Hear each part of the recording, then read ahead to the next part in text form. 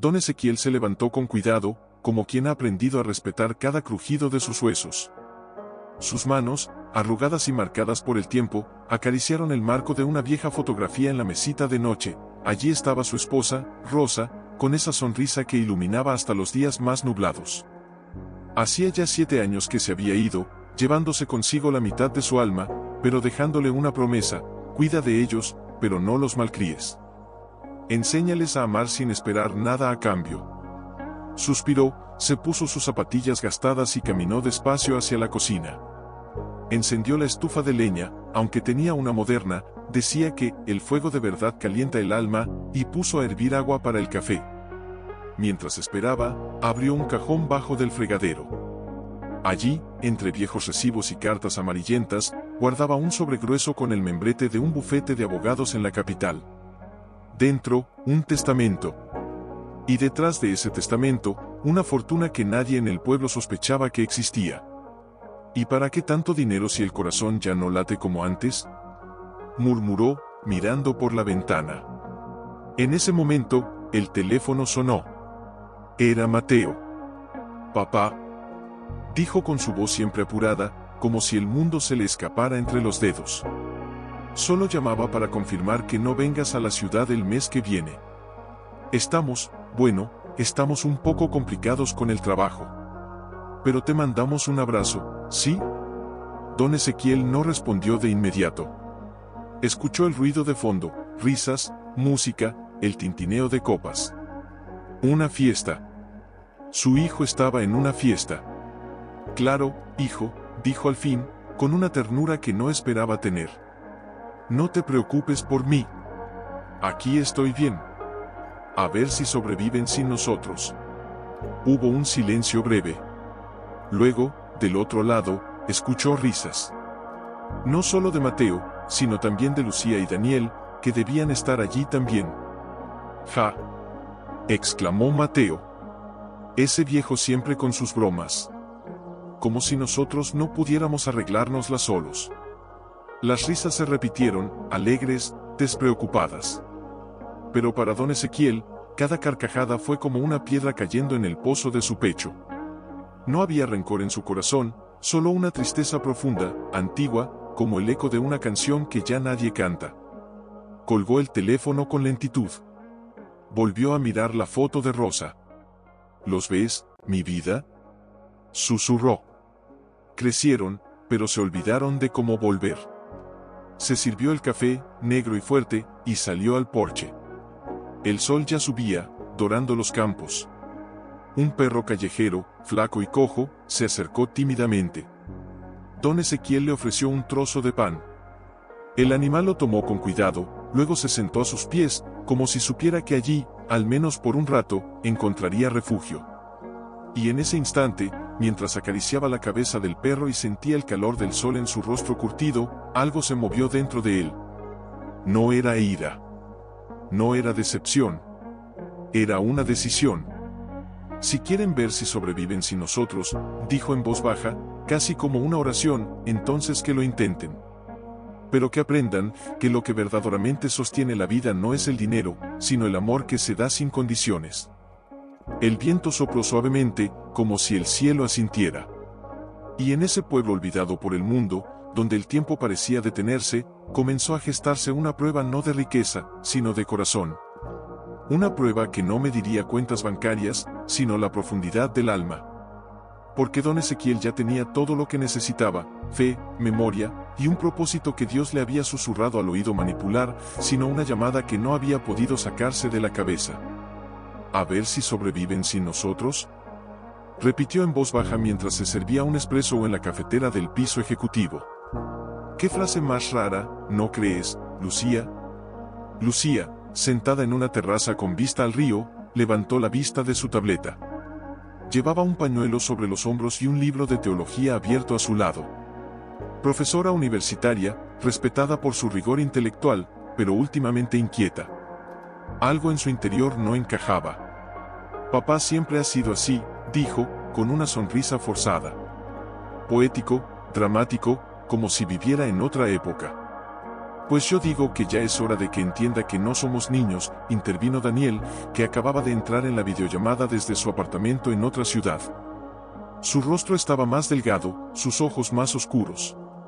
Últimamente me llama como si estuviera despidiéndose. Hubo un silencio incómodo. El viento soplaba en la terraza de Lucía, en la oficina de Mateo, el reloj marcaba las 9 con precisión militar, que en el apartamento de Daniel, la luz era tenue, como si el sol ya no quisiera entrar. No seas melodramático, dijo Mateo, riendo con ligereza, aunque sus dedos tamborileaban nerviosos sobre el escritorio. El viejo está bien. Tiene su casa, su iglesia, sus historias. ¿Qué más necesita? ¿Y si necesita, nosotros? Preguntó Lucía, casi en un susurro. Mateo frunció el ceño. Nosotros tenemos vidas, Lucía. Responsabilidades. No podemos andar corriendo cada vez que dice una frase rara. Además, bajó la voz, ¿cuánto crees que le queda? No es eterno. Daniel apretó los labios. Quiso replicar, pero calló. Sabía que su hermano tenía razón, y al mismo tiempo, sabía que estaba profundamente equivocado. El otro día, dijo Lucía, mirando hacia el río, una alumna me preguntó, profesora, si Dios es amor, ¿por qué tantos hijos abandonan a sus padres cuando envejecen? No supe qué responderle. Nadie habló por varios segundos. Solo el zumbido de la conexión, el murmullo del tráfico lejano, el tic-tac del reloj de Mateo. Escuchen, dijo Daniel al fin, la próxima vez que vayamos a verlo, que sea pronto. No por obligación. Porque lo extraño. Mateo suspiró, como si aquello fuera una molestia más en su agenda. Está bien. Navidad. Siempre vamos en Navidad. Allí estaremos. ¿Y si no llega a Navidad? Preguntó Lucía, con los ojos brillantes. Claro que llegará, exclamó Mateo, demasiado rápido. ¿Desde cuándo nuestro padre no sobrevive a todo? Rieron. Una risa tensa, hueca, que intentaba disfrazar el miedo que ninguno quería nombrar. Pero en sus casas, esa noche, cada uno se quedó despierto más de lo habitual. Mateo revisó sus cuentas, como si el dinero pudiera protegerlo de la culpa. Lucía abrió su Biblia en Efesios 6:2, honra a tu padre y a tu madre, y sintió que las palabras la quemaban. Daniel, por su parte, caminó hasta el balcón y miró las estrellas, preguntándose si su padre también las miraba, solo. Y mientras ellos dudaban, planeaban, postergaban, en San Miguel, don Ezequiel ya había tomado una decisión. Había llamado a su viejo amigo, el abogado don Samuel, y le había dado instrucciones claras. Quiero que preparen los papeles, dijo con voz serena. Vamos a hacer creer que perdí todo. Que la inversión en tierras falló. Que me quedé sin nada. ¿Estás seguro, Ezequiel? Preguntó Samuel, conmovido. Tus hijos podrían reaccionar mal. Precisamente por eso, respondió él, mirando el horizonte. Quiero ver no lo que dicen cuando todo les sobra, sino lo que hacen cuando creen que nada les queda. Colgó el teléfono. Afuera, el perro cojo seguía a sus pies.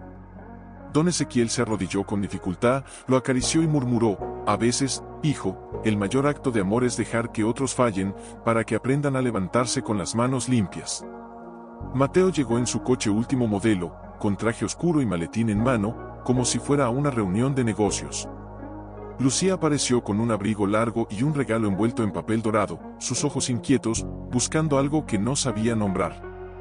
Daniel fue el último, con el cabello despeinado y una sonrisa tímida que no alcanzaba sus ojos. «Papá», exclamó Lucía, abrazándolo con más fuerza de la habitual. «Qué bueno verte». «Estoy viejo, no frágil», respondió él, riendo suavemente, aunque su mirada se detuvo un instante en cada uno de ellos, leyendo lo que no decían. La cena fue servida con humildad, sopa de lentejas, pan casero, compota de manzana. Nada de lujos. Nada de ostentación. Y eso, sin que ellos lo supieran, ya era parte de la prueba. Mientras comían, Mateo no pudo evitar mirar alrededor. ¿Y la mesa de nogal? La que estaba aquí antes, ¿la vendiste? Don Ezequiel bajó los ojos un instante, como si recordara algo lejano. Sí, tuve que hacerlo. Las cosas no han ido como esperaba. Hubo un silencio. Daniel frunció el ceño. ¿Qué cosas, papá? El anciano suspiró, como si le costara hablar. Esa inversión en las tierras del sur resultó ser una estafa. El hombre desapareció con todo. Me quedé, prácticamente en la ruina. Lucía dejó caer su cuchara. Mateo se enderezó en la silla. ¿En serio?, preguntó, incrédulo. ¿Tú? ¿Perdiste todo? No todo, corrigió don Ezequiel, con calma. Me queda esta casa, por ahora. Y la pensión. Pero no es suficiente para mantener lo de antes. Daniel se inclinó hacia adelante. Papá, ¿por qué no nos dijiste antes? Porque no quería ser una carga, respondió, con una dulzura que dolía. Ustedes tienen sus vidas. Sus logros. No quería entorpecerlos. Mateo soltó una risita nerviosa, incómoda. Bueno, supongo que es lo que pasa cuando uno confía demasiado. Pero no te preocupes. A ver si sobreviven sin nosotros, ¿no?, dijo, imitando el tono juguetón de su padre, como si aquello fuera una broma. Lucía y Daniel rieron también. Fue un instante breve, forzado, como el crujido de una rama a punto de romperse. Pero don Ezequiel no rió. Solo los miró. Uno por uno. Con una tristeza tan profunda que parecía venir del fondo de los siglos. Sí, dijo al fin, con voz suave. A ver si sobreviven sin nosotros. Y en ese momento, algo se quebró. No en la habitación, sino en el aire entre ellos. Como si una puerta invisible se hubiera cerrado. Después de la cena, mientras lavaban los platos, sí, los hijos ayudaron, por primera vez en años, Lucía se acercó a su padre. Papá, si necesitas algo, dilo. No tienes que pasar vergüenza. Él la miró, y en sus ojos había una ternura que ella no había visto desde que era niña.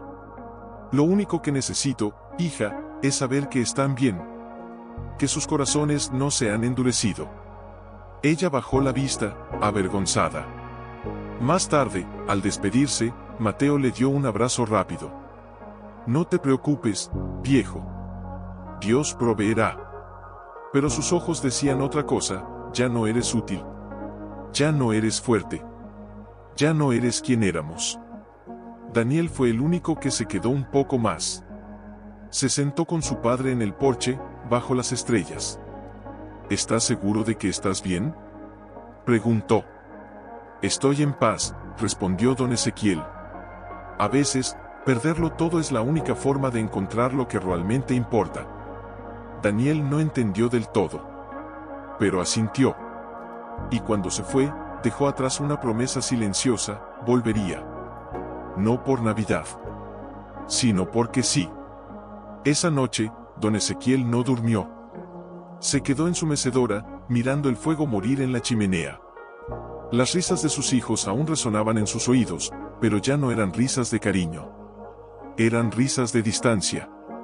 De desconexión.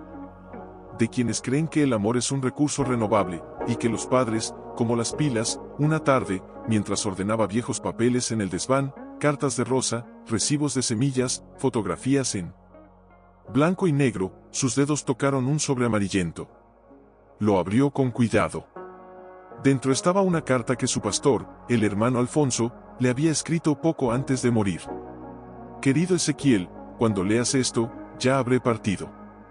Pero quiero dejarte una semilla: no heredes a tus hijos riquezas, herédales carácter. Porque el dinero puede construir una casa, pero solo el amor construye un hogar. Y si ellos no aprenden a amar sin recibir, entonces todo lo que les des será ceniza en sus manos. Las lágrimas rodaron por sus mejillas arrugadas. No de tristeza, sino de claridad. Aquella carta no era un recuerdo. Era una confirmación. Esa noche, arrodillado junto a su cama, con las manos temblorosas y el alma en vela, oró como no lo hacía desde la muerte de Rosa. Señor, ya no sé si tengo fuerzas para esperar más. Pero si es tu voluntad, Permíteme ser el espejo que los haga ver quiénes son, antes de que sea demasiado tarde. Al día siguiente, temprano, caminó hasta la oficina de correos. Envió 3 cartas certificadas, una para cada hijo. En ellas, con letra firme pero suave, escribió: «Hijos míos, después de mucho orar, he tomado una decisión. He vendido la casa. No me queda nada. Me mudaré a un pequeño cuarto alquilado cerca de la iglesia. No quiero ser una carga. Solo pido una cosa, que no olviden de dónde vienen, ni a quién pertenecen». No firmó con «papá». Firmó con «un hombre que los ama más de lo que jamás podrán entender». Y luego, como si el cielo también estuviera preparado, llovió. Una lluvia fina, persistente, que lavaba las calles y los corazones por igual. En la ciudad, las cartas llegaron en medio del bullicio cotidiano. Mateo las recibió en su oficina, entre informes financieros y llamadas internacionales. Las leyó de pie, con el ceño fruncido. Al terminar, las dobló con brusquedad y las tiró en el cesto de papeles. ¿Vendió la casa?, murmuró. ¿Y ahora qué espera? ¿Que lo mantengamos? Lucía, en cambio, se encerró en su despacho universitario. Leyó la carta 2 veces. Luego 3. La cuarta vez, rompió en llanto. No por la noticia, sino por la voz que reconocía entre las líneas, la de un padre que ya no pedía ayuda, porque había dejado de creer que la merecía. «Dios mío», susurró, abrazando la carta contra su pecho. «¿Qué hemos hecho?». Daniel la leyó en el metro, de camino al trabajo. La gente a su alrededor hablaba, reía, miraba pantallas. Él, en cambio, se sintió como si el mundo se hubiera detenido. Miró por la ventana empañada y vio su propio rostro reflejado, cansado, vacío, culpable. Esa noche, los 3 hermanos se llamaron. No por planificación. Por necesidad. ¿Recibieron la carta?, preguntó Lucía, con la voz quebrada. «Sí», dijo Mateo. «Pero no entiendo el drama. Si vendió la casa, será por algo. Ya es mayor. Tal vez quiere simplificar su vida». «¿Simplificar?», exclamó Daniel. «Está diciendo que perdió todo. ¿Y tú hablas de simplificar? ¿Y qué quieres que haga? ¿Dejar mi trabajo? ¿Irme a vivir allí como un campesino?», replicó Mateo, con dureza. Él mismo dijo que no quería ser una carga. «Pero somos su familia», gritó Lucía. «No somos inversiones que se retiran cuando dejan de dar ganancias». Hubo un silencio largo, denso. «Escuchen», dijo Daniel al fin. «Yo voy a ir. Esta semana. No sé qué haré, pero no puedo quedarme aquí fingiendo que está bien». «Eres un sentimental», dijo Mateo, pero sin convicción. «Y tú eres un cobarde», respondió Daniel, con una calma que sorprendió a todos. «Tienes miedo de que te pida algo que no puedas comprar». La llamada terminó.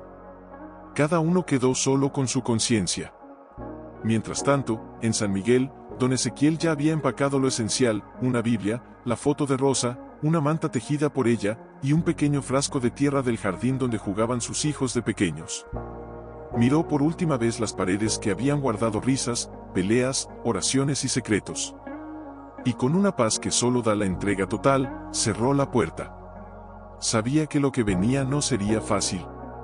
Pero también sabía que el amor verdadero al entrar, la señora Elvira lo recibió con los ojos húmedos. «Don Ezequiel, no tenía que hacer esto. Usted siempre ha sido generoso con todos. ¿Por qué ahora vive como si el mundo lo hubiera olvidado?». Él sonrió, con esa sonrisa que parecía nacer del alma, no de los labios. «El mundo me olvidó hace tiempo, Elvira. Pero Dios nunca olvida a los suyos». Esa noche, mientras la lluvia golpeaba el techo de zinc, don Ezequiel se sentó a la mesa con una vela encendida y su Biblia abierta en Job 23:10. «Él sabe el camino que he de seguir, que una vez que me haya probado, saldré como oro». Suspiró. No era vanidad lo que lo movía. Era amor.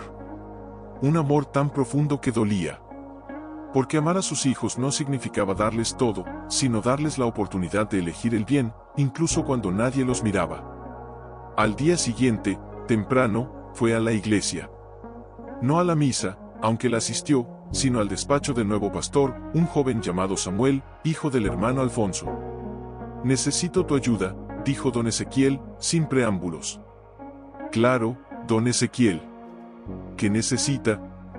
«Quiero que escribas una carta, como si viniera de mi abogado. Que diga que perdí todo. Que la inversión en las tierras fracasó. Que la casa fue vendida para pagar deudas. Que ya no tengo nada». Samuel lo miró, sorprendido. «¿Por qué haría algo así?» «Porque mis hijos creen que el amor se mide en lo que doy, no en lo que soy. Quiero ver si me aman cuando ya no tengo nada que ofrecerles». El joven pastor bajó la vista. Conocía la historia de la familia. Había oído los rumores. Las visitas cada vez más escasas. Las excusas perfectas. ¿Y si no pasan la prueba?, preguntó, con voz temblorosa. Entonces, respondió don Ezequiel, con los ojos llenos de lágrimas, al menos sabré que sembré la semilla. Y si no germina en ellos, tal vez lo haga en sus hijos. Samuel asintió. Esa tarde, escribió la carta. Fría, legal, implacable. La firmó con el nombre del bufete que don Ezequiel le indicó. Y la envió. Mientras tanto, en la ciudad, Mateo recibió la noticia en medio de una reunión. Su asistente entró con un sobre urgente. Lo abrió frente a sus socios. ¿Problemas familiares?, preguntó uno, con sorna. Nada que no pueda manejar, dijo Mateo, pero su voz tembló. Al leer la carta, palideció. Activo neto, 0. Propiedades, vendidas. Cuentas, cerradas. Era oficial. Su padre estaba arruinado. Esa noche, llamó a sus hermanos. ¿Vieron esto?, preguntó, sin rodeos. Sí, dijo Lucía. Y estoy avergonzada. ¿Avergonzada?, repitió Mateo. ¿Por qué? ¿Acaso nosotros lo arruinamos? No, intervino Daniel. Pero tampoco lo sostuvimos cuando empezó a caer. Hubo un silencio pesado. Escuchen, dijo Mateo al fin. No podemos traerlo aquí. Mi edificio no permite, ya saben, normas del consorcio. Y Lucía, tú vives en un departamento de soltera. ¿Y tú, Daniel? ¿Vas a meterlo en ese apartamento de 2x2? Podríamos buscar un asilo, sugirió Lucía, con voz baja. Uno digno. Con buenos cuidados. Un asilo, exclamó Daniel. Es nuestro padre. ¿Así honramos a quien nos crió? Honramos con lo que podemos, no con lo que soñamos, gritó Mateo. ¿O acaso vas a dejar tu trabajo, tu vida, por un viejo que ni siquiera supo manejar su dinero? Daniel no respondió. Solo colgó. Esa noche, mientras Mateo dormía con la conciencia adormecida por el cansancio y la justificación, y Lucía rezaba con lágrimas pidiendo perdón por su cobardía, Daniel se quedó despierto, mirando una foto antigua, los cuatro, en la playa, riendo bajo el sol. Su padre los cargaba a los tres en sus hombros, como si el peso del mundo no fuera nada comparado con el de sus hijos. Y en ese momento, supo lo que tenía que hacer. Al amanecer, empacó una maleta. No llamó a nadie. Solo dejó una nota en la nevera: vuelvo a casa. La verdadera. Mientras tanto, en San Miguel, don Ezequiel regaba las plantas de la señora Elvira, con las manos mojadas por el rocío y el corazón en vela. No sabía si sus hijos caerían, o si alguno, al menos, se levantaría. Pero seguía orando. Porque en el silencio de aquel cuarto humilde, había descubierto algo que el dinero nunca le había enseñado: que el verdadero legado no se deja con testamentos, sino con lágrimas, con ausencias, y con la esperanza de que, algún día, alguien regrese, no por lo que uno tiene, sino por lo que uno es. Daniel bajó con los hombros caídos, el rostro marcado por noches sin dormir y ojos que parecían haber visto el fondo del alma. Llevaba una maleta vieja en una mano y un sobre arrugado en la otra, la carta del supuesto abogado, leída y releída hasta hacerla transparente. Caminó por el sendero de piedras hasta la puerta trasera. Antes de tocar, respiró hondo, como si estuviera a punto de cruzar un umbral que no tendría retorno. Don Ezequiel, desde la ventana, lo vio venir. Su corazón se detuvo un instante. No por sorpresa, sino por esperanza. Abrió la puerta antes de que Daniel llamara. «Hijo», dijo, con una voz que temblaba no de vejez, sino de emoción contenida. Daniel no pudo hablar. Solo lo miró. Y en ese mirar había todo: culpa, amor, confusión, arrepentimiento. Se le quebró la voz. «Papá, ¿es verdad? ¿Perdiste todo?» Don Ezequiel asintió lentamente. «Sí. Todo lo que el mundo llama mío». «¿Y por qué no nos dijiste antes? ¿Por qué esperaste a esto?» «Porque quería saber», respondió, con los ojos fijos en los de su hijo, «si me amaban a mí o a lo que yo tenía». Daniel bajó la cabeza. Las lágrimas comenzaron a rodar. Yo no vine por tu dinero, papá. Vine porque no puedo vivir conmigo mismo si te dejo solo». Don Ezequiel lo abrazó. No con fuerza, sino con entrega. Como si en ese abrazo devolviera no solo a su hijo, sino también un pedazo de sí mismo que había estado perdido. Pero la paz duró poco. Esa misma tarde, llegó una llamada. Era Mateo. «¿Daniel? ¿Estás con él?», preguntó, con voz tensa. «Sí». «¿Y qué haces allí? ¿Vas a quedarte?». «No lo sé aún. Pero no podía dejarlo solo». «No seas tonto», explotó Mateo. Él mismo eligió esto. Vendió la casa, perdió el dinero, ¿y ahora esperas que lo rescatemos como si fuéramos sus salvadores? «No se trata de salvarlo», gritó Daniel. «Se trata de amarlo. El amor no paga las cuentas, hermano. Y si te quedas allí, te hundirás con él». Colgó. Más tarde, Lucía llamó. Su voz era suave, pero distante. «Daniel, ¿estás bien?». «¿Él está bien?». «Está solo, Lucía». «Y sí, está bien, porque tiene fe. Pero nosotros lo hicimos sentir invisible». Hubo un silencio largo. Tal vez deberíamos hacer algo», dijo ella al fin. «Un asilo bueno. Con atención médica. Podríamos compartir los gastos». «¿Un asilo?». Daniel casi rió, con amargura. «¿Así honramos a quien nos enseñó a orar, a trabajar, a perdonar? ¿Metiéndolo en una habitación con un número en la puerta?». Lucía no respondió. Pero al colgar, se quedó mirando su Biblia abierta en el Salmo 78, 4, «No ocultaremos a sus hijos, contaremos a la generación venidera las alabanzas del Señor». Y por primera vez, entendió, su padre no era un problema que resolver. Era un legado que proteger. Mientras tanto, en San Miguel, don Ezequiel preparaba sopa para dos. Daniel lo ayudaba en silencio, pelando papas, cortando cebolla, moviéndose como si hubiera vuelto a un lugar que nunca debió abandonar. «¿Y tu trabajo?», preguntó el anciano. «Lo dejé. Por ahora. No quiero que sacrifiques tu vida por mí». «No es un sacrificio, papá», dijo Daniel, mirándolo a los ojos. «Es un regreso». Esa noche, mientras cenaban bajo la luz tenue de una lámpara de aceite, Daniel notó algo. Su padre, aunque pobre en apariencia, irradiaba una paz que él jamás había sentido en sus lujosos apartamentos. Había una serenidad en sus gestos, una profundidad en su silencio, una fe que no necesitaba demostrarse. «¿No tienes miedo?», preguntó Daniel. «Tuve miedo cuando pensé que ustedes ya no me necesitaban», respondió don Ezequiel. «Pero ahora sé que Dios nunca me dejó solo. Y si tú estás aquí, es porque Él no te dejó ir». Afuera, la luna brillaba entre las nubes. En la ciudad, Mateo revisaba sus cuentas, intentando convencerse de que había hecho lo correcto. Lucía caminaba por su departamento, mirando fotos antiguas, preguntándose si aún era tiempo. Pero en aquel rincón olvidado del mundo, dos corazones comenzaban a sanar. Pero en la ciudad, el aire era distinto. Mateo no podía dormir.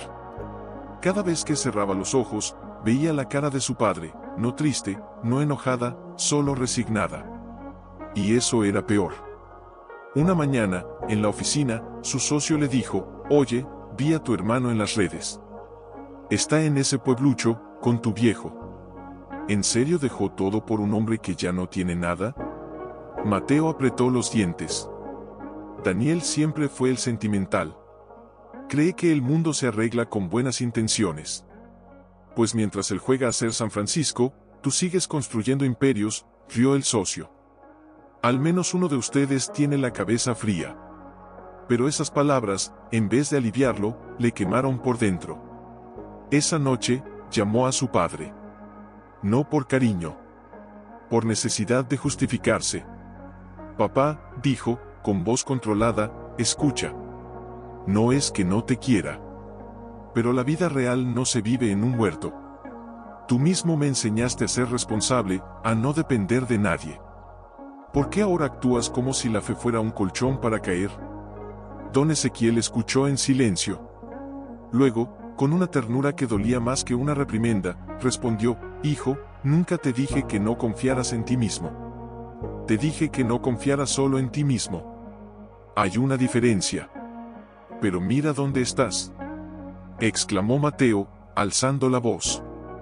«Sin casa, sin ahorros, durmiendo en la trasera de una viuda, ¿eso es lo que Dios quería para ti?». «Dios no me puso aquí», dijo don Ezequiel, con calma. «Yo elegí venir. Porque descubrí que mientras tenía todo, ustedes me veían como un proveedor. Ahora que no tengo nada, tal vez me vean como un padre». Mateo guardó silencio. Sentía que el suelo se movía bajo sus pies. «No entiendes», dijo al fin, con una sonrisa forzada. «Eres demasiado bueno. Demasiado paciente. Pero el mundo no funciona así.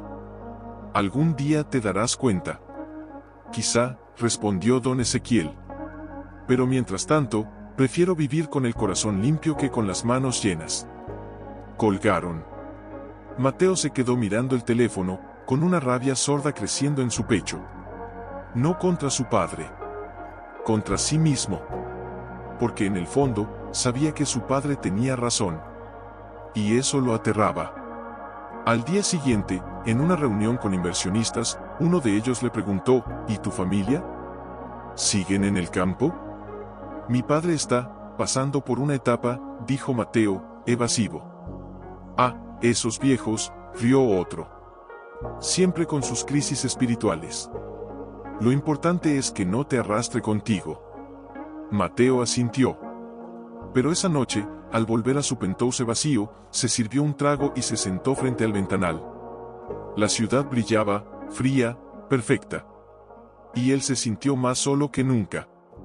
Entonces, sin pensarlo, abrió un cajón y sacó una foto antigua, él, de niño, montado en los hombros de su padre, riendo bajo un árbol de Navidad. En la parte de atrás, una letra torpe decía: «Para mí Mateo, que un día moverá montañas, pero nunca olvide de qué tierra nació». Las lágrimas le quemaron los ojos. Pero la secó con rabia. «No necesito eso», murmuró. «Ya soy quien querías que fuera». Pero mientras decía esas palabras, una parte de su alma sabía que mentía. Porque lo que su padre quería no era un hombre rico. Era un hombre bueno. Y en su carrera por lo primero, había perdido de vista lo segundo. Mientras tanto, en San Miguel, Daniel ayudaba a su padre a reparar el techo de la pequeña capilla del pueblo. El sol caía suave sobre sus espaldas sudorosas. No hablaban mucho. No hacía falta. Pero en la ciudad, una tormenta se gestaba. No de lluvia. Había dado su clase sobre la epístola de Santiago esa mañana. Había citado el versículo con voz firme: «La fe sin obras es muerta». Uno de sus alumnos, un joven con ojos sinceros, le había preguntado: «Profesora, si usted cree eso, ¿por qué no está cuidando de su padre?». Ella había tartamudeado una respuesta teológica, llena de matices, de contexto histórico, de responsabilidades adultas. pero al terminar la clase, se encerró en su oficina y lloró en silencio, con la frente apoyada en el escritorio. Porque sabía que el muchacho tenía razón. Esa noche, no durmió. Releyó la carta de su padre por 10ª vez. Cada palabra le quemaba como brasas.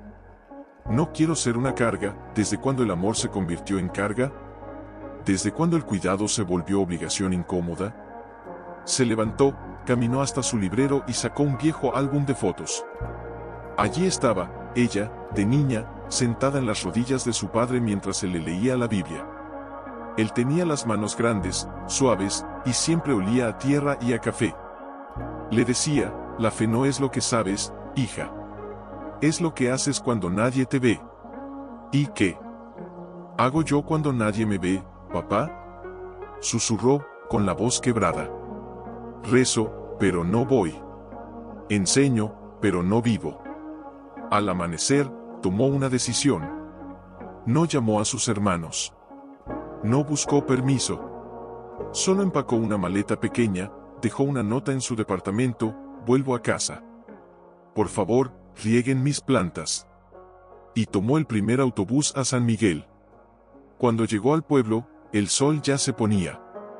Caminó por las calles empedradas, con el corazón latiendo como si fuera a salir de su pecho. Al llegar a la casa de la señora Elvira, vio a su padre sentado en un banco bajo el naranjo, con Daniel a su lado, compartiendo un plato de sopa. Se detuvo. No se atrevió a acercarse. Fue don Ezequiel quien la vio primero. Sus ojos se abrieron, llenos de incredulidad, y luego, de una ternura infinita. Lucía, dijo, levantándose con esfuerzo. Ella corrió. No caminó. Corrió como cuando era niña y se caía, directo a sus brazos. Perdóname, papá, perdóname, sollozó, aferrándose a él como si temiera que desapareciera. No hay nada que perdonar, hija, murmuró él, acariciando su cabello. Solo alegría de que hayas vuelto. Pero cuando se separaron, Lucía miró a Daniel, y en sus ojos había vergüenza. No vine antes porque creí que Dios entendería. Que bastaba con orar. Dios entiende todo, dijo Daniel, con suavidad. Pero a veces, Él espera que nuestras oraciones se conviertan en pasos. Esa noche, cenaron los tres por primera vez en años. No hubo discursos. No hubo reproches. Solo silencio cómodo, miradas que se encontraban y se reconocían, manos que se rozaban al pasar el pan. Más tarde, mientras lavaban los platos, Lucía le preguntó a su padre: ¿por qué no nos dijiste la verdad desde el principio? Porque la verdad no se dice, hija, respondió él. Se vive. Y quería que ustedes eligieran vivirla, no por obligación, sino por amor. Lucía bajó la vista. Las lágrimas volvieron. En la universidad, enseño sobre justicia, misericordia, humildad, pero en casa, fui cobarde. No fuiste cobarde, dijo don Ezequiel. Fuiste humana. Y los humanos necesitan caer, para aprender a levantarse con las manos limpias. Afuera, la luna iluminaba el huerto. Daniel salió a regar las plantas. Lucía se quedó con su padre en la cocina. ¿Y Mateo?, preguntó en voz baja. Don Ezequiel suspiró. Mateo aún cree que el mundo se gana con fuerza. No sabe que se gana con entrega. ¿Crees que vendrá? No lo sé, dijo, mirando la vela que parpadeaba sobre la mesa. Pero mientras haya un rincón en mi corazón, habrá un lugar para él. En ese momento, en la ciudad, Mateo recibió un mensaje de Lucía. Solo decía: estoy con papá. Está bien. Pero te extraña. Él leyó el mensaje. Lo borró. Luego, lo volvió a escribir en su mente. Una y otra vez. No respondió. Pero esa noche, por primera vez en años, se arrodilló junto a su cama. No para pedir éxito. No para pedir más. Sino para pedir perdón. Y aunque no lo supiera aún, ese gesto fue la primera grieta en el muro que había, pero en la ciudad, Mateo se desmoronaba en silencio. Había perdido a su principal cliente. Una traición interna en la firma lo dejó expuesto, vulnerable. Las llamadas que antes lo buscaban con urgencia ahora lo evitaban. Su oficina, antes llena de risas y estrategias, ahora resonaba con un eco frío. Y en medio de esa caída, una frase lo perseguía como un fantasma: a ver si sobreviven sin nosotros. Una noche, tras una reunión fallida, se sentó solo en su coche, bajo la lluvia. No lloró. Pero su mirada se perdió en el parabrisas empañado, y en ese cristal vio reflejada no su cara, sino la de su padre, sonriéndole desde el porche de la vieja casa. Sacó el teléfono. Buscó el número que no había marcado en meses. Dudó. Volvió a guardar el teléfono. Luego, con un gesto brusco, lo lanzó al asiento de al lado. No, murmuró.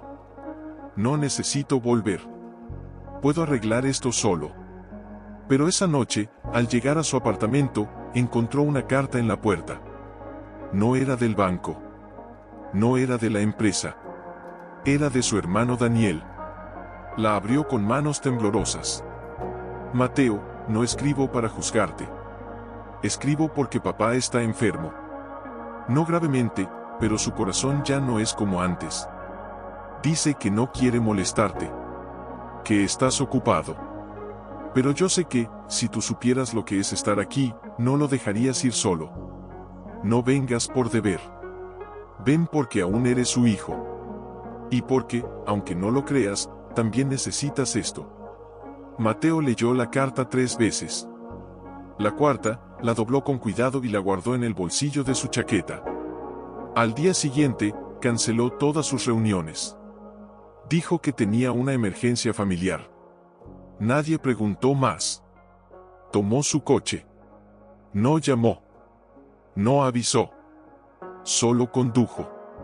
Horas.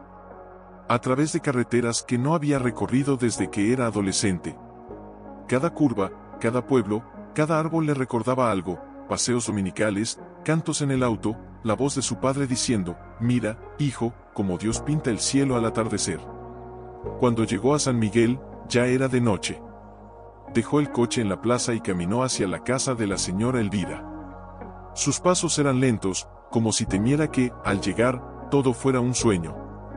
Al acercarse, vio luz en la ventana.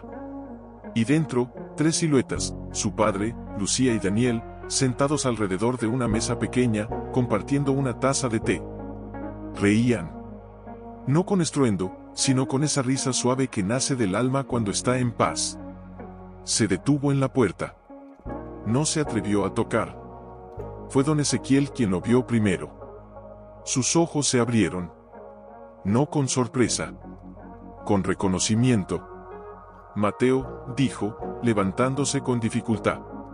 Los otros 2 se giraron. Lucía se llevó una mano a la boca.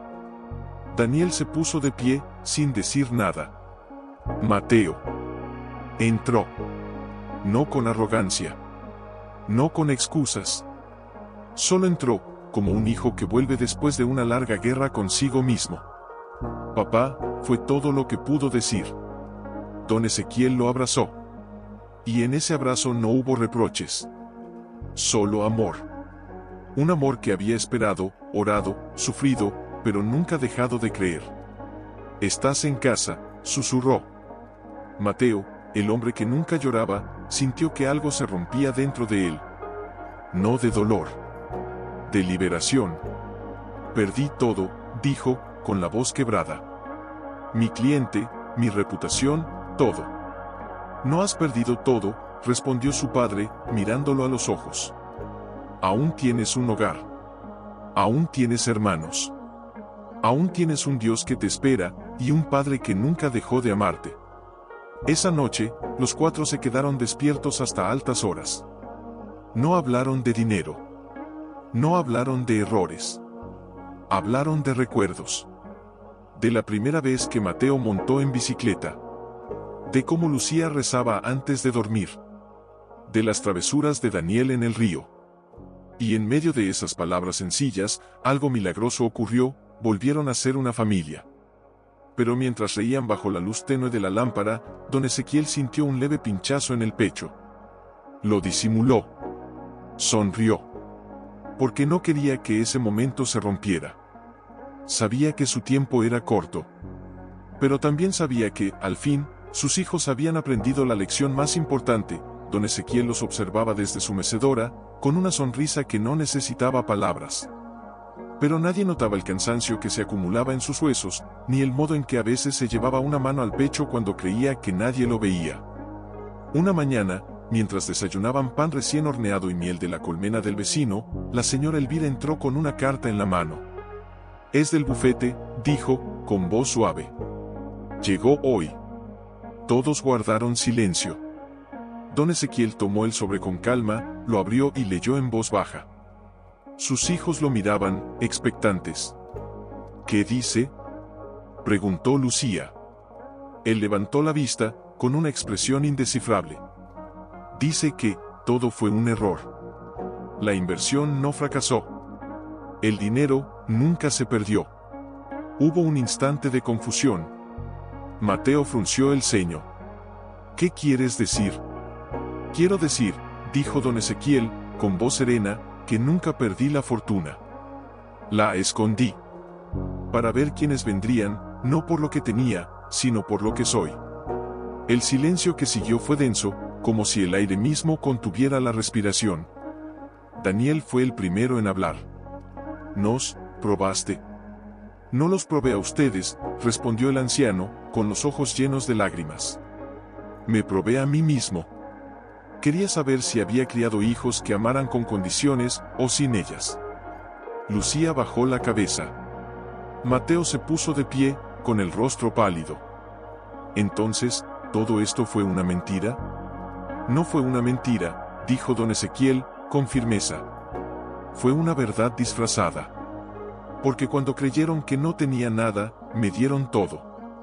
Mateo se giró, furioso, pero no por el engaño. Por la vergüenza.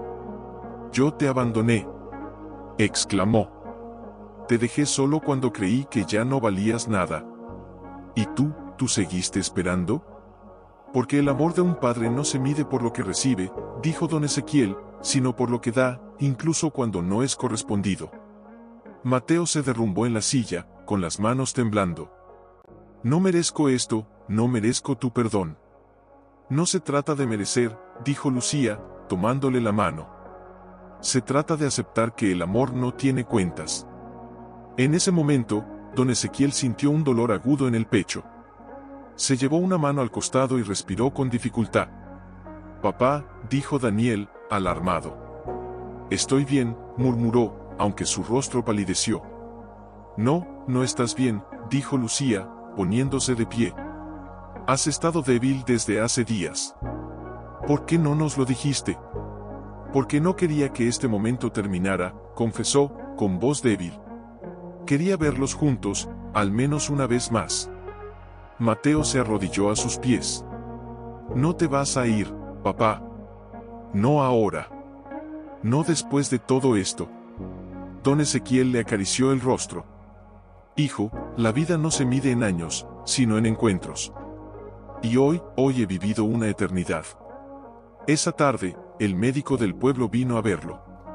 Confirmó lo que todos temían, su corazón estaba cansado. Muy cansado. «Necesita descanso», dijo. «Y paz». Esa noche, los tres hijos se turnaron para velar su sueño. Afuera, la luna brillaba con una claridad casi sagrada. Daniel preparó té.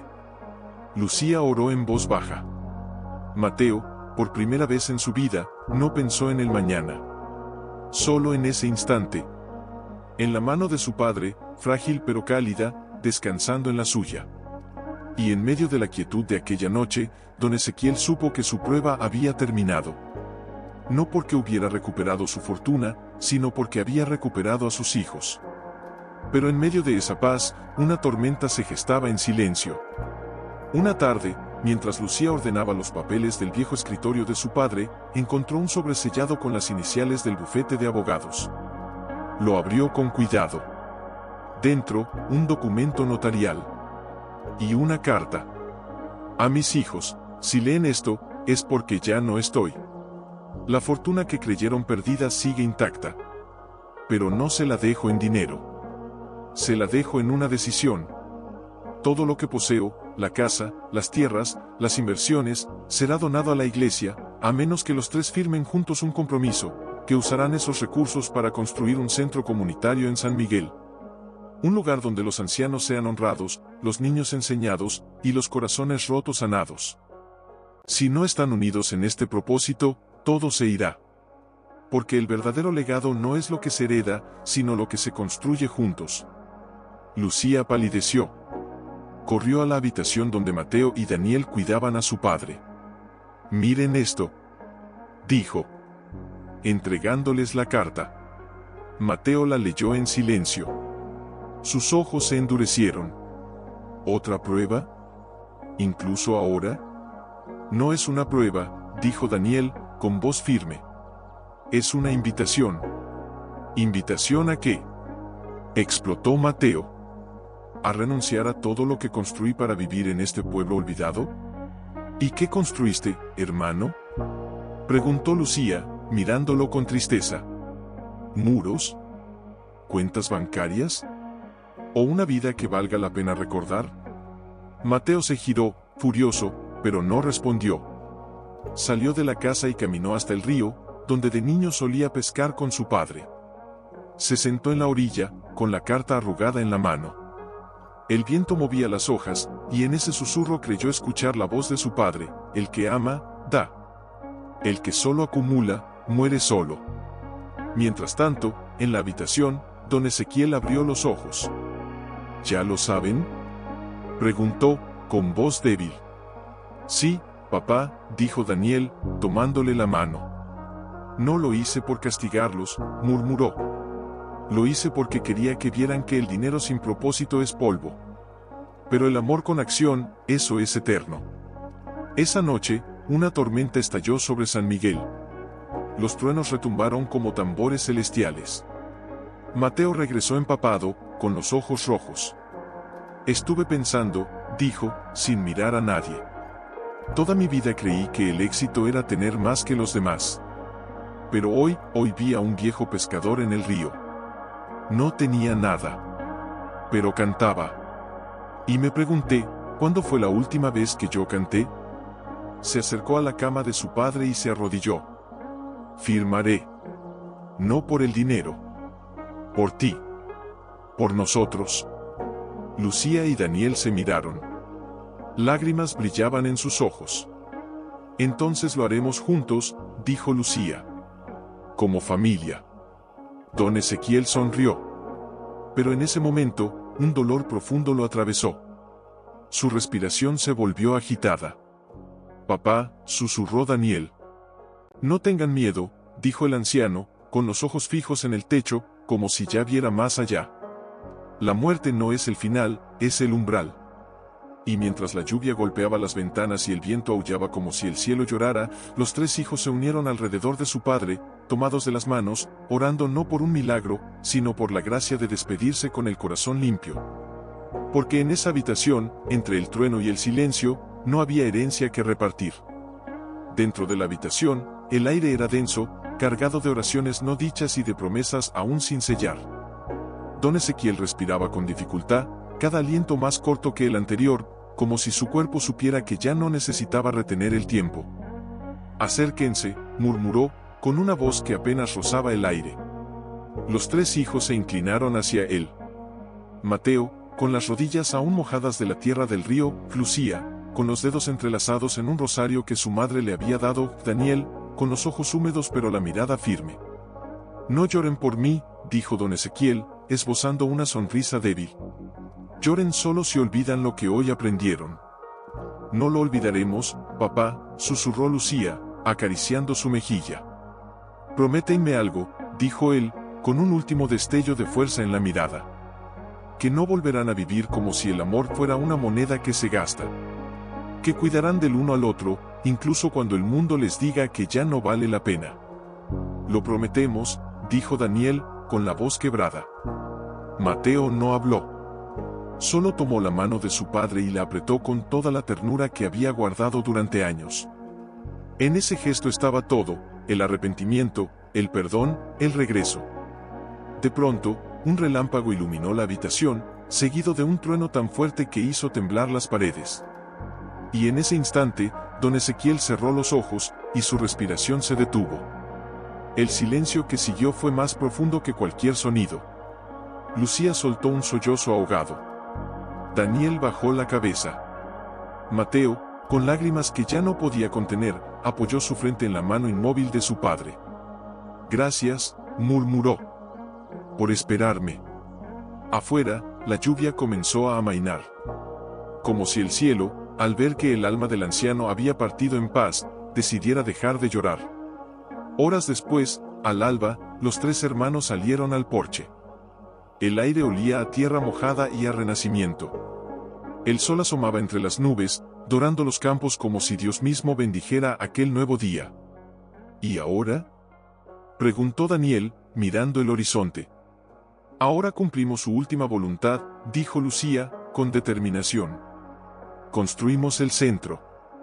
No por el dinero, sino por él. Mateo asintió. Pero no con la cabeza. Con el alma. Venderé mi departamento en la ciudad, dijo. Y usaré lo que me queda para ayudar. No necesito lujos. Necesito propósito. Lucía lo miró, sorprendida. ¿Estás seguro? Nunca he estado tan seguro en mi vida, respondió. Papá me enseñó que no se trata de cuánto tienes, sino de cuánto das. En ese momento, la señora Elvira salió con 3 tazas de café humeante. Él lo sabía, dijo, entregándoles las tazas. Siempre dijo que ustedes volverían. No por la herencia, sino por el corazón. Los tres bebieron en silencio, mirando el amanecer. Y en medio de aquella quietud, sintieron algo que no habían sentido en años: unidad. Pero mientras el sol subía y la vida en San Miguel despertaba, una carta sellada permanecía sobre la mesa del comedor. La del abogado. La que decía que, si no firmaban juntos antes de 30 días, todo se donaría a la iglesia, y su padre habría muerto creyendo que su último acto de fe había sido en vano. El reloj ya corría. Y aunque el dolor de la pérdida aún les oprimía el pecho, sabían que tenían una misión: no solo honrar a su padre, sino demostrar que su amor no había sido sembrado en tierra seca. Porque ahora, por primera vez, no eran 3 hermanos separados por él. Orgullo y Mateo, Lucía y Daniel dormían bajo el mismo techo, en la casa que ahora les parecía demasiado grande, y al mismo tiempo, demasiado pequeña para contener el peso de su promesa. Una tarde, mientras ordenaban los papeles de su padre, Daniel encontró algo escondido entre las páginas de una Biblia desgastada, un sobre pequeño, con sus nombres escritos en la caligrafía temblorosa de don Ezequiel. «Miren», dijo, con la voz ronca. Se sentaron en el porche, donde tantas veces su padre había mecido sueños y silencios. Abrieron el sobre. Dentro, 3 cartas. Una para cada uno. Lucía leyó la suya primero. Las lágrimas brotaron antes de terminar el primer párrafo. «Hija mía, siempre fuiste la que más preguntaba. Y eso me llenaba de orgullo. Porque quien pregunta, busca. Y quien busca, encuentra. No dejes que el conocimiento endurezca tu corazón. La verdadera sabiduría no está en las palabras que enseñas, sino en las manos que tiendes». Mateo, con las manos temblorosas, abrió la suya. Leyó en silencio.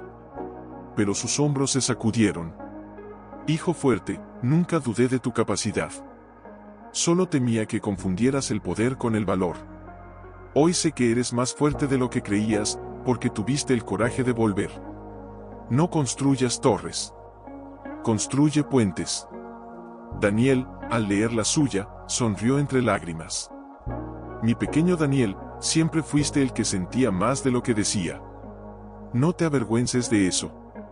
El mundo necesita corazones como el tuyo, que lloran, sí, pero también sanan. Sigues siendo el puente entre tus hermanos.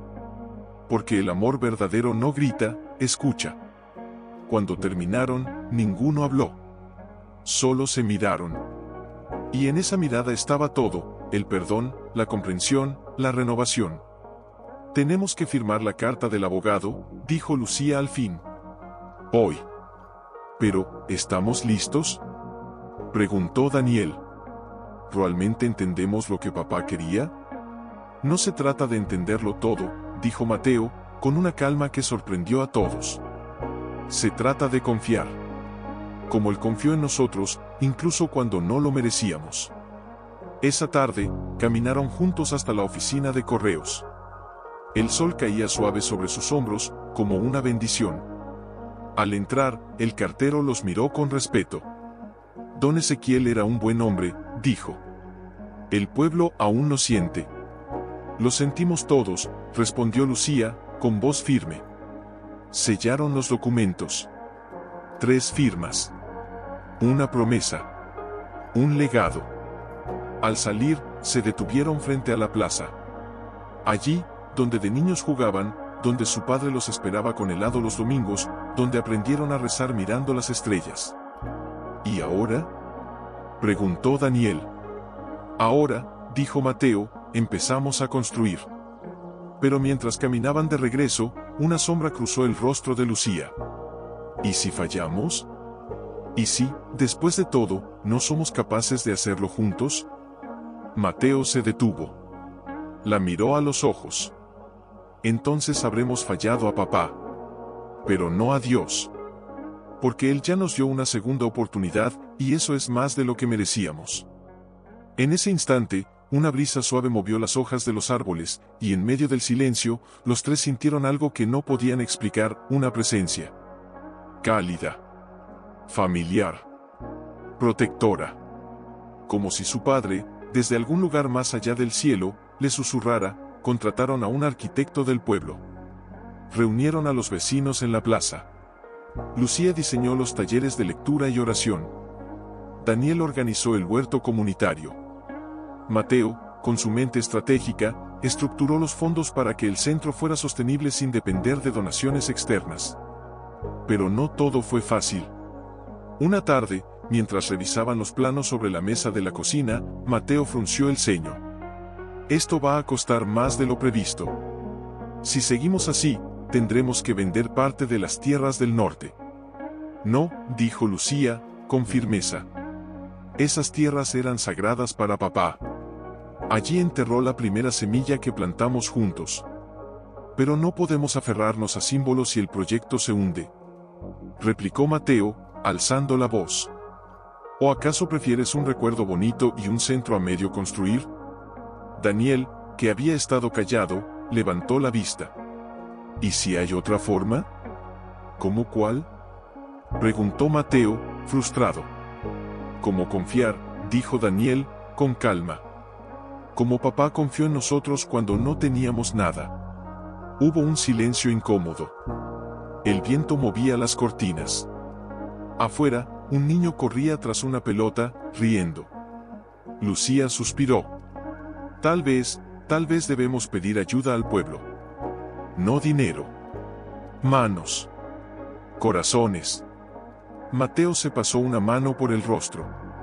Eso no es eficiente. No es realista. ¿Y qué es realista?, preguntó Lucía, mirándolo a los ojos. ¿Vivir como si el amor fuera un recurso limitado? Papá nos enseñó que lo que se da con fe, multiplica. Esa noche, Mateo no durmió. Caminó por el huerto que su padre había cuidado durante décadas. Se detuvo frente al viejo naranjo, el mismo donde solía leerles historias bíblicas. Apoyó la frente en el tronco y, por primera vez desde niño, oró sin pedir nada. Solo dijo: ayúdame a entender, papá. Ayúdame a creer como tú creíste. Al amanecer, reunió a sus hermanos. Tienen razón, dijo, con voz suave pero firme. Hagamos como dice el pueblo. Invitemos a todos. Que cada uno aporte lo que pueda. Una piedra. Un clavo. Una oración. Así comenzó la verdadera obra. Los albañiles del pueblo vinieron sin cobrar. Las mujeres trajeron comida para los trabajadores. Los niños pintaron murales en las paredes con versículos que don Ezequiel les había enseñado. Hasta el cartero donó su día libre para ayudar a levantar el techo del salón de reuniones. Una tarde, mientras mezclaban concreto bajo el sol, un anciano del pueblo se acercó a Mateo. Tu padre me salvó la vida hace 40 años, dijo, con la voz temblorosa. Me dio trabajo cuando nadie lo haría. Hoy devuelvo ese favor a sus hijos. Mateo sintió un nudo en la garganta. Gracias, fue todo lo que pudo decir. Esa noche, los tres hermanos se sentaron en lo que sería la entrada del centro. Estaba aún sin puerta, sin techo terminado, pero ya tenía alma. ¿Crees que él nos ve?, preguntó Lucía, mirando las estrellas. No lo creo, dijo Daniel. Lo sé. Mateo sonrió, con los ojos brillantes. Entonces, espero que esté orgulloso. Y en ese momento, una brisa suave recorrió el lugar, como si el viento mismo llevara una bendición. Porque allí, entre el polvo y la esperanza, no estaban construyendo un edificio. Estaban resucitando un legado. Una noche, mientras revisaban los últimos detalles, Lucía se detuvo frente al salón principal, aún vacío. Papá habría querido que esto fuera más que un edificio, dijo, con la voz suave. Habría querido que fuera un refugio, un lugar donde los corazones rotos pudieran sanar. Ya lo es, respondió Daniel, apoyando una mano en su hombro. Mira lo que hemos hecho juntos. Pero no hemos hecho lo más importante, intervino Mateo, con una seriedad nueva en su mirada. No lo hemos consagrado. Los tres se miraron. Sabían lo que eso significaba. Invitemos a todos, dijo Lucía. No solo a bendecir el lugar, sino a recordar quién lo hizo posible. Así, decidieron organizar un retiro familiar en la vieja finca que su padre había conservado en secreto durante años, la misma que, según el testamento, sería donada al centro si cumplían su promesa. Era un lugar cargado de memorias. Allí habían aprendido a montar a caballo, a orar al atardecer, a perdonar después de peleas infantiles. Cuando llegaron, la finca los recibió con una quietud sagrada. Las puertas chirriaron como si las almas del pasado las abrieran. El viento movía las cortinas de la casa principal, y en la cocina, el reloj de pared seguía marcando las horas, fiel como siempre. ¿Creen que él nos guía?, preguntó Daniel, mirando el horizonte. No lo creo, dijo Mateo. Lo siento. En cada decisión, en cada paso, siento su mano. Esa noche, encendieron una fogata en el patio, como hacían de niños.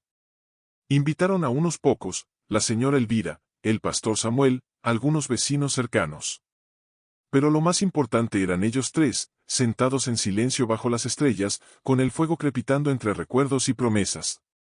¿Recuerdan la primera vez que papá nos llevó a pescar aquí?, dijo Lucía, con una sonrisa nostálgica. Mateo se cayó al río y salió gritando que un pez lo había mordido. Era verdad. Se defendió Mateo, riendo.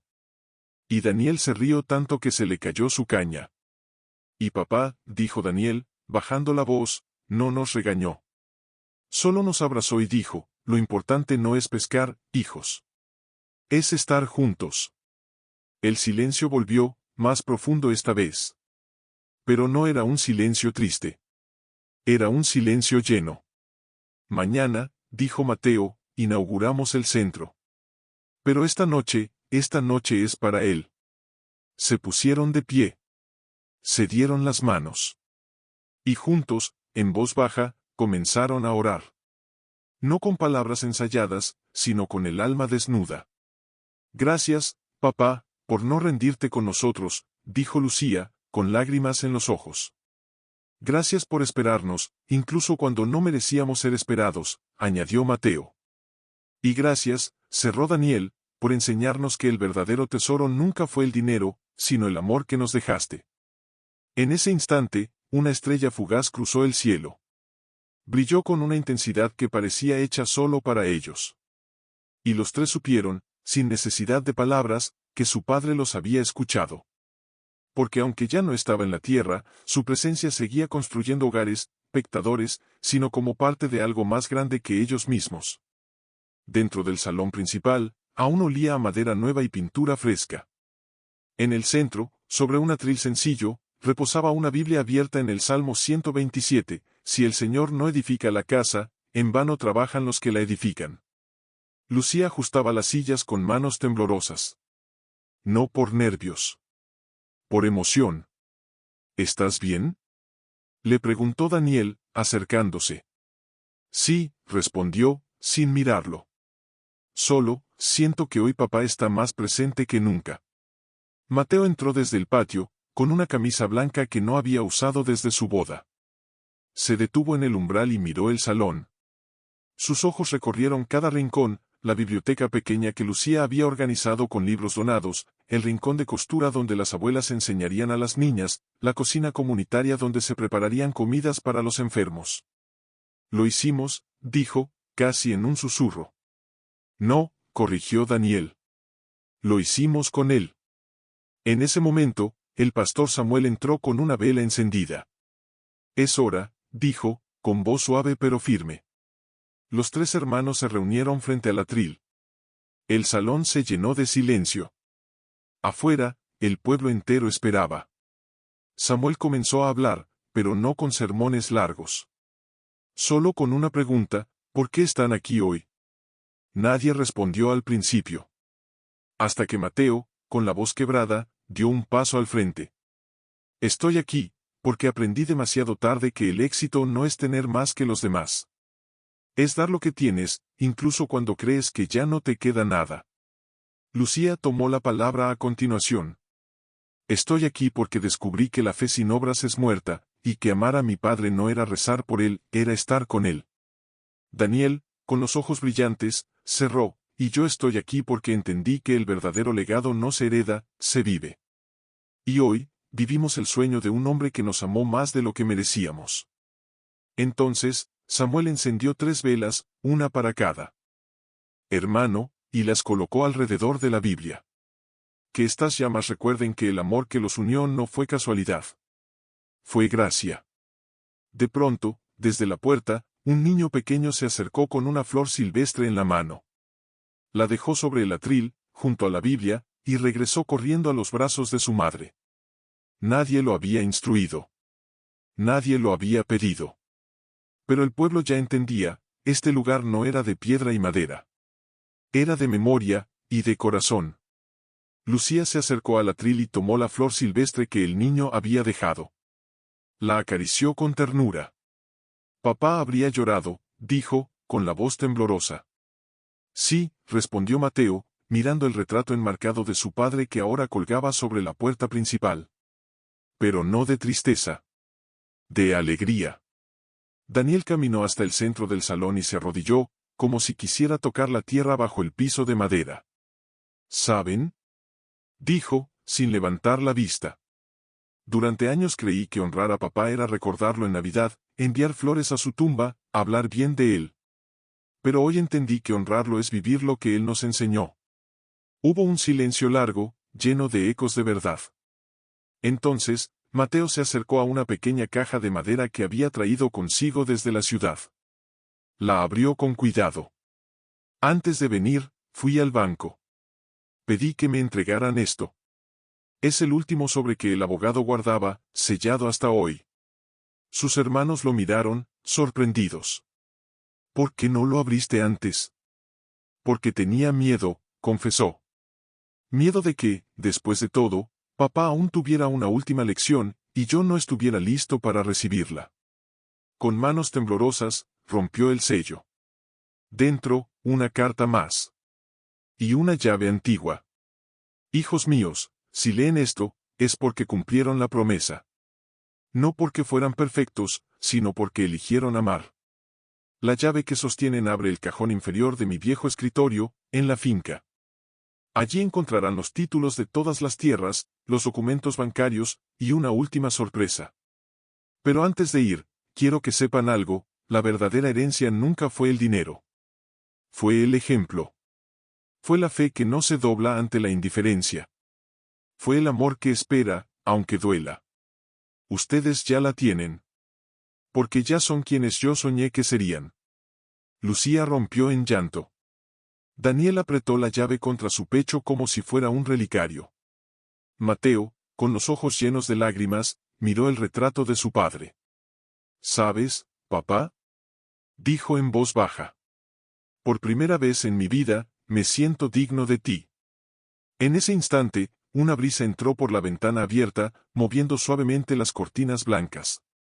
Y en medio de ese movimiento, los tres sintieron algo que no podían explicar con palabras, una paz profunda, como si una mano invisible los hubiera acariciado a los tres al mismo tiempo.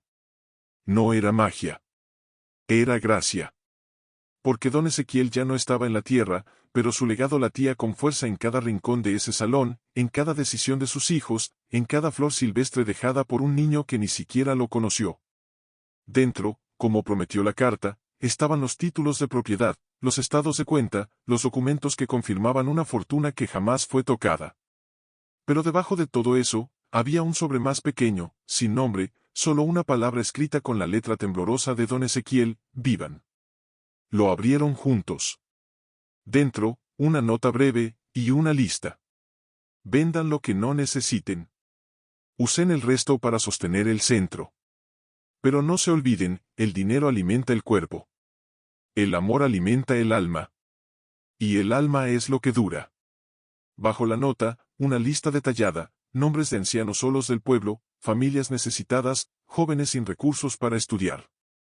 Junto a cada nombre, una pequeña anotación: Doña Marta, le gusta tejer. Dale lana y un rincón en el centro. Joaquín, quiere ser maestro. Págale la escuela. La viuda de Ramón, necesita techo. Arréglenle el suyo. Lucía llevó una mano a la boca. Él ya lo tenía todo planeado, incluso después de irse. No planeó, dijo Daniel, con los ojos brillantes. Amó. Hasta el final. Mateo se sentó en la silla de su padre, la misma donde tantas veces lo vio rezar, escribir, tomar decisiones en silencio. Apoyó las manos en el escritorio y cerró los ojos. ¿Y ahora?, preguntó, sin mirarlos. ¿Qué hacemos con todo esto? Lo que él haría, respondió Lucía. Lo repartimos. No como ricos que dan limosna, sino como hermanos que comparten lo que les fue confiado. Daniel asintió. Y no solo con dinero. Con tiempo. Con presencia. Con escucha. Esa misma semana, los tres tomaron decisiones que cambiarían sus vidas para siempre. Mateo vendió su departamento en la ciudad y se mudó a una casa modesta en San Miguel. Lucía renunció a su cátedra universitaria y comenzó a dar clases gratuitas de lectura y fe en el centro. Daniel, con la ayuda de jóvenes del pueblo, transformó el huerto en un proyecto de agricultura sostenible que alimentaría a decenas de familias. Una tarde, mientras trabajaban en el jardín trasero del centro, un anciano del pueblo se acercó con un bastón y una sonrisa desdentada. ¿Saben?, dijo. Antes, cuando su papá estaba vivo, yo venía aquí a pedirle consejo. Ahora, vengo a verlos a ustedes. Porque en sus ojos veo lo mismo que veía en los suyos. Mateo se limpió las manos en el pantalón y le ofreció una naranja del árbol recién plantado. Gracias, don Benito. Pero no somos como él. Si lo son, dijo el anciano, mordiendo la fruta. Solo que tardaron un poco más en darse cuenta. Esa noche, los tres hermanos se sentaron en el porche del centro, como solían hacer con su padre. El cielo estaba lleno de estrellas. El viento traía el murmullo del río.